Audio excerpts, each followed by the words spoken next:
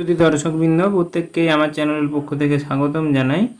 তোমাদের ক্লাস 8-এর আর কিছুদিনের মধ্যেই তোমাদের পুজোর ছুটির পরেই জানি পরীক্ষা শুরু হবে। সেই 8-এর আমি কিছু সাজেস্টিভ প্রশ্ন নিয়ে হাজির হয়ে গেছি। তোমাদের আগের ভিডিওতে আমি তোমাদের তৃতীয় অধ্যায়ের কিছু শর্ট প্রশ্ন তোমাদের সামনে উপস্থাপন করেছিলাম। সেই ভিডিওটি যদি মিস করে থাকো তোমরা ডেসক্রিপশান বক্সে অথবা আই বাটনে ক্লিকের লিঙ্ক দেওয়া থাকবে, সেখান থেকে তোমরা দেখে নিতে পারবে। তাহলে সময় নষ্ট না করে চলে যাওয়া যাক মূল ভিডিওতে।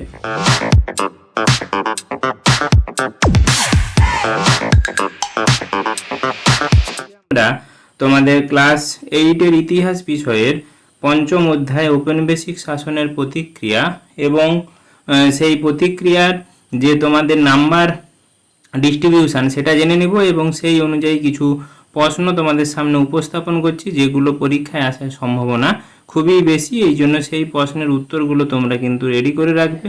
যদি কোনো বিষয়ে সম্পর্কে কোনো মতামত থেকে থাকে কমেন্ট সেকশানে কমেন্ট করতে ভুলবে না এবং সম্পূর্ণ ভিডিওটি দেখার আবেদন থাকলো। এবং এই প্রশ্নগুলোর পিডিএফ ফাইল তোমাদের ডেসক্রিপশান বক্সের লিঙ্কে অথবা ফার্স্ট কমেন্টে দেওয়া থাকবে, সেখান থেকে তোমরা ডাউনলোড করে নিতে পারবে। তাহলে প্রশ্নগুলো দেখে নেওয়া যাক। ঔপনিবেশিক শাসনের প্রতিক্রিয়া এই অধ্যায়ে তোমাদের শর্ট প্রশ্ন পড়বে 3 নম্বরের এমসিকিউ এবং 3 নম্বরের শর্ট প্রশ্নের উত্তর করতে হবে। মোট 6 নম্বর। শর্ট এবং লং অর্থাৎ অতি সংক্ষিপ্ত প্রশ্ন সেটা 2 নম্বরের এবং 3 নম্বরের থাকবে আমাদের দুটো করে, তার মধ্যে একটা করতে হবে, যেগুলো 5 নম্বরের করে, মোট 5 নম্বর। এবং লং প্রশ্ন থাকবে একটি 5 নম্বরের, অর্থাৎ মোট তোমাদের কিন্তু 16 নাম্বার থাকবে এই ঔপনিবেশিক শাসনের প্রতিক্রিয়া অধ্যায় থেকে, ইতিহাসের 5 নম্বর অধ্যায় থেকে। এই জন্য এই অধ্যায়টি কিন্তু খুবই গুরুত্বপূর্ণ। তোমাদের যে প্রশ্নগুলো আমি রেখেছি সেই প্রশ্নগুলো হয় লং প্রশ্ন অথবা তোমাদের ছোট শর্ট লং প্রশ্ন, সেগুলোর জন্য কিন্তু খুবই গুরুত্বপূর্ণ। শর্ট প্রশ্নগুলো তোমরা পুরো অধ্যায়টা খুঁটিয়ে খুঁটিয়ে পড়বে, সেখান থেকে তোমরা শর্ট প্রশ্নগুলোর উত্তর নিজেরা করে নিতে পারবে। আমি তোমাদের সামনে মূলত অতি সংক্ষিপ্ত প্রশ্ন এবং লং প্রশ্ন বা আমাদের বলতে পারি একেবারে বড় প্রশ্নগুলো, সেগুলো তোমাদের সামনে উপস্থাপন করছি। 5 নম্বরের যে প্রশ্নগুলো তোমাদের গুরুত্বপূর্ণ, বাংলায় সমাজ সংস্কার আন্দোলনে সতীদাহ রদ ও বিধবা বিবাহ প্রচলন সম্পর্কে বিস্তারিতভাবে আলোচনা করো। অর্থাৎ রাজা রামমোহন রায় এবং ঈশ্বরচন্দ্র বিদ্যাসাগরের যে সতীদাহ প্রথা রোধ এবং বিধবা বিবাহ আন্দোলন সম্পর্কে তোমাদের পুরোটা এখানে পয়েন্ট আকারে ভালো করে লিখতে হবে।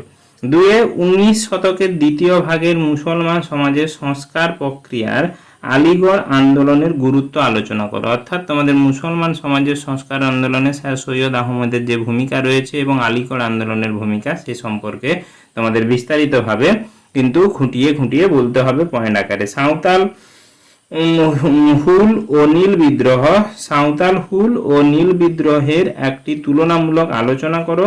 উভয় বিদ্রোহের ক্ষেত্রেই হিন্দু প্যাট্রিয়টের কি ভূমিকা ছিল সে ব্যাপারে তোমাদেরকে আলোচনা করতে হবে। 1857 সালে 4 প্রশ্ন, 1857 সালের বিদ্রোহকে সিপাহী বিদ্রোহ না জাতীয় বিদ্রোহ বলা যেতে পারে, উত্তরের সপক্ষে যুক্তি দাও। ভিডিওটি আশা করি ভালো লাগছে, একটি লাইক দিতে ভুলবে না এবং চ্যানেলটি সাবস্ক্রাইব করে পাশে থাকতে ভুলবে না বন্ধুদেরকে। ধর্ম সংস্কার আন্দোলনগুলির চরিত্র ও সীমাবদ্ধতার কারণগুলি বর্ণনা করো। অর্থাৎ তোমাদের ধর্ম সংস্কারের যে আন্দোলনগুলো ছিল সেই আন্দোলনের সীমাবদ্ধতা সম্পর্কে তোমাদের বিস্তারিতভাবে আলোচনা করতে হবে, কি কি কারণে ধর্ম সংস্কার আন্দোলনগুলো ফলপ্রসূ হয়ে উঠতে পারেনি। 3 নম্বরের প্রশ্নগুলোর মধ্যে টিকা লেখো। যে টিকাগুলি গুরুত্বপূর্ণ সেগুলি হচ্ছে নব্যবঙ্গ গোষ্ঠী, পণ্ডিত রমাবাইয়া, আর্য সমাজ, ওয়াহাবি আন্দোলন ও বারাসাত বিদ্রোহ। এই কটি টিকা খুবই গুরুত্বপূর্ণ, এগুলো তোমাদেরকে ঘুরিয়ে প্রশ্ন আসতে পারে অথবা টিকা পড়তে পারে। এবার 3 নম্বরের আর যে প্রশ্নটি গুরুত্বপূর্ণ, 1857 খ্রিস্টাব্দের বিদ্রোহের ফলাফলগুলি কি ছিল, সেই ফলাফলগুলি সম্পর্কে বিস্তারিতভাবে আলোচনা করতে হবে পয়েন্ট আকারে। 2 নম্বরের প্রশ্ন যেগুলো রেখেছি, ঔপনিবেশিক সমাজে কাদের মধ্যবিত্ত ভদ্রলোক বলা হতো। 1857 2 প্রশ্ন, সালের বিদ্রোহে দমনের ব্রিটিশ কোম্পানির পদক্ষেপগুলি কি কি ছিল। 3 ব্রাহ্ম সমাজের প্রতিষ্ঠাতা কে ছিলেন এবং এর মূল উদ্দেশ্যগুলি কি ছিল, অর্থাৎ ব্রাহ্ম সমাজের যে কাজগুলি ছিল সেই কাজগুলি সম্পর্কে বিস্তারিতভাবে বলতে হবে। 4 কৃষক ও উপজাতি সমাজের বিদ্রোহের কারণগুলি কি ছিল। 5 বলেছে জনমত গঠনে সংবাদপত্রের ভূমিকাগুলি লেখো, অর্থাৎ জনমত গঠনে সংবাদপত্র, কোন সংবাদপত্র বেশি গুরুত্বপূর্ণ ছিল এবং কিভাবে জনমত গঠনে তারা বিশেষ ভূমিকা পালন করেছে।